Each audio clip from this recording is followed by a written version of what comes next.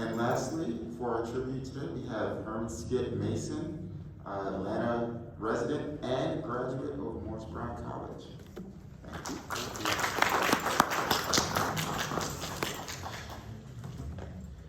Thank you, Brother Michael Julius. I am truly honored to be here on behalf of my alma mater, Morris Brown College, and it is good to see dear friends and colleagues, Provost Leah Criquet. We shared many wonderful years at Morehouse College, and my brother beloved, Dr. Daniel Black, phenomenal friend and writer, and Sister Andrea Gavin, longtime friend and colleague in the field of archives. In the fall of 1961, alumnus James Allen McPherson, after graduating from Beach High School in Atlanta, in Savannah, was awarded a National Defense Loan, which enabled him to attend Morris Brown College.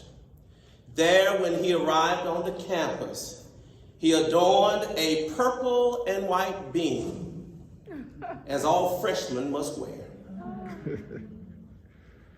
and joined the freshman class during the height of the civil rights movement, and especially the student movement.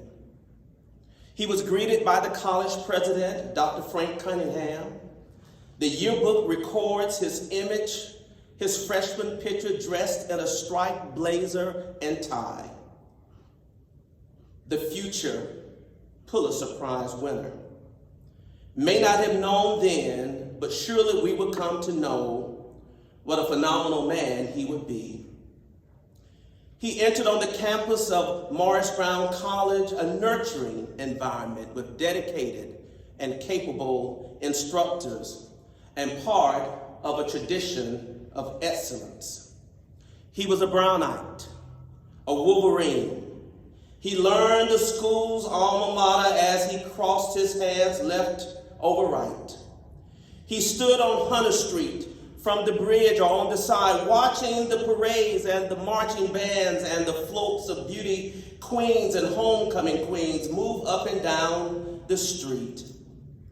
Attended football games at the old Herndon Stadium, cheering the team on to victory, or basketball games in the Matchbox, the name affectionately given to the Joe Louis Gymnasium. And he lived in Grant Hall, the dormitory for freshman men, which sat on the old historic Atlanta University campus overlooking the city. Morris Brown had been on those grounds since 1929, having relocated from downtown Atlanta. The same ground that General William Tecumseh Sherman and his troops camped out on before they marched into the city to burn Atlanta down. Student McPherson took classes in the historic Stone Hall, now Fountain Hall, and was taught by a cadre of English professors, including Howard University graduate Dr. Beulah Farmer, who some 18 years would be my advisor. When you entered Dr. Beulah Farmer's office, she would grab back in her chair and pull her cigarette pouch out and pull out a cigarette. She would light it, and then she would blow circles in the air as she opened your folder to look at your courses. I'm sure alumnus McPherson and I experienced the same thing as we tried to get on the path to graduation while fanning smoke coming from her cigarette. He was taught by Miss Vera Benton, the renowned Vera Benton, Dr. Elsie Edmonds, and others in the English department. He was also a history major, having been taught by Dr. Margaret Rowley, one of the first to come out of Columbia University, and the lecturer, the eminent Dr. Samuel Du Bois Cook, who would later become president of Dillard University.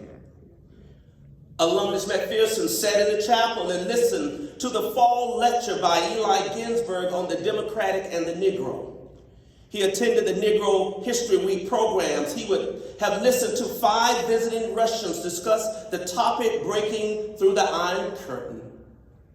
He listened to and attended the concert by African drummer Babatunde Olatunji.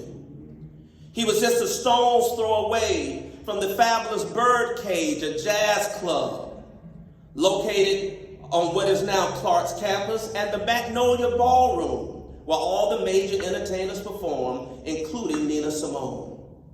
He professed that he could not dance.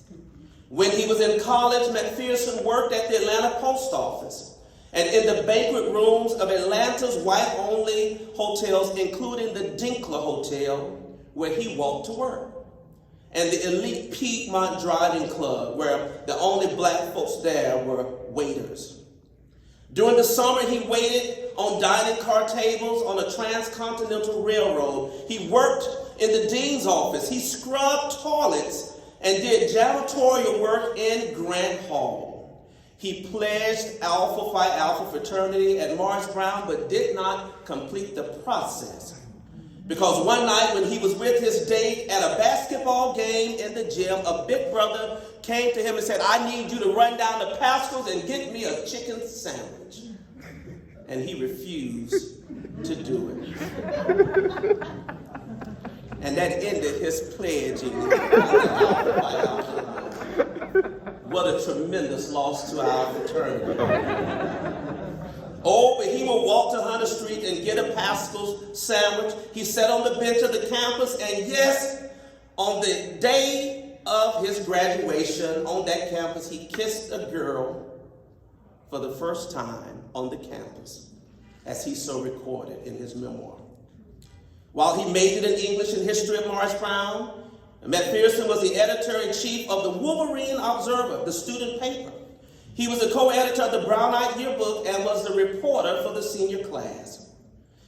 He was awarded a slot as a visiting scholar at Morgan State in Baltimore for a year, and when he returned to Morris Brown his senior year, he saw an advertisement posted on one of the bulletin boards that said the Reader's Digest United Negro College Fund Creative Writing Contest. And he entered the contest.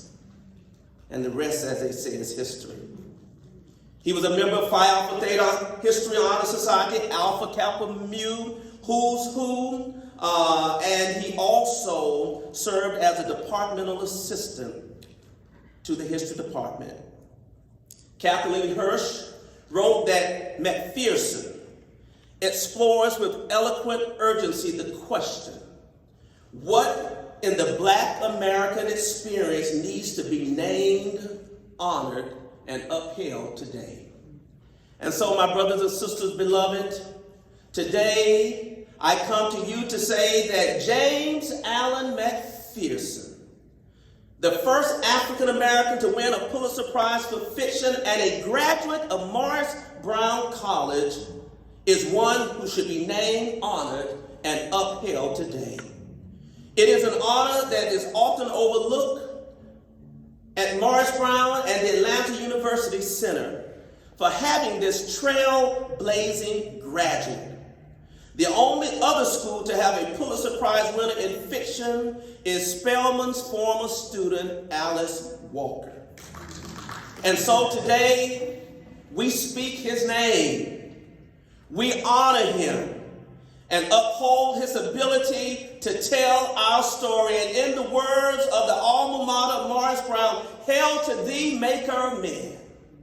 Honor to thee once again, sacred truths on firmest ground. Hail to thee, dear Morris Brown alumnus James Allen McPherson. We salute you today.